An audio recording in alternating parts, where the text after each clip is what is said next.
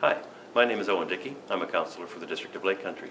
When I got involved in planning for Transportation for Tomorrow, I really had difficulty understanding it. And as I went along, I realized that the best way to understand it is to understand a bit about how roads are constructed. So what I'd like to do is spend a few minutes running you through Road Construction 101. You start with a road. When you start building a road, you start with a layer of the original ground that's compacted and laid down. You add a subbase, which again is compacted, another layer of crushed gravel, which again is compacted, a layer of asphalt, and then a cap sheet.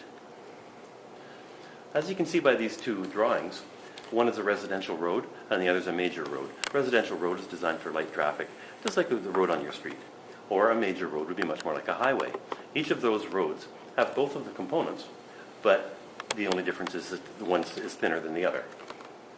And this will construct a road that lasts around 20 to 25 years.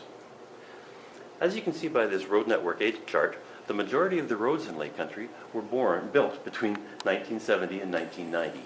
This makes most of the roads between 20 and 40 years old, or at the end of their life. So what, lots of people say, we can still drive on them, but barely.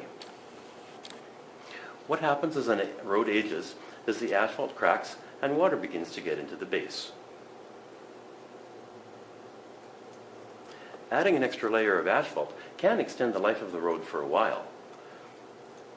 But eventually, it's like putting another layer of paint on a weak and rotting deck, and it cracks through the cap sheet.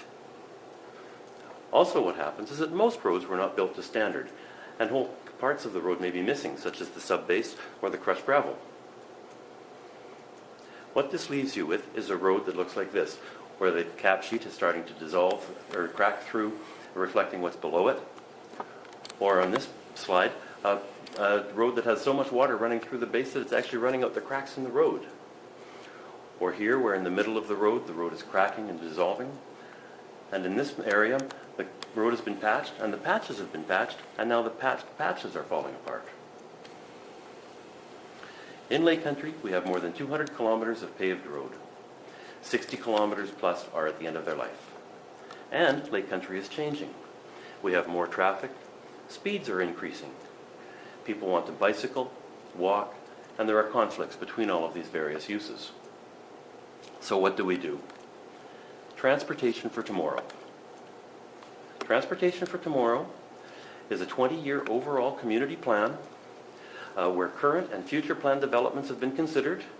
We look at the condition, the use, the volumes, the possible bicycle use, pedestrian, and vehicles. And we've laid out all of the roads on a color-coded chart, designing the road structure that meets its needs, and each of the colors of the road correspond to this legend that's on the side of the map. So, the conditions of the roads is charted. It's a 20-year overall plan. All of the work is determined by condition, need, and use, not politics. It's a planning for roads for walking, bicycles, and vehicles. So we have a choice.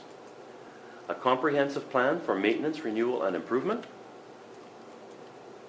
or a road structure that looks like this. So what will all this cost? An additional $1.5 million a year. And how do we pay for it? Well, there are only two ways to pay for improvements to existing roads. That's grants and taxes. We have put it off as long as possible, and we can salvage much of what we have, but this is just around the corner. Thank you.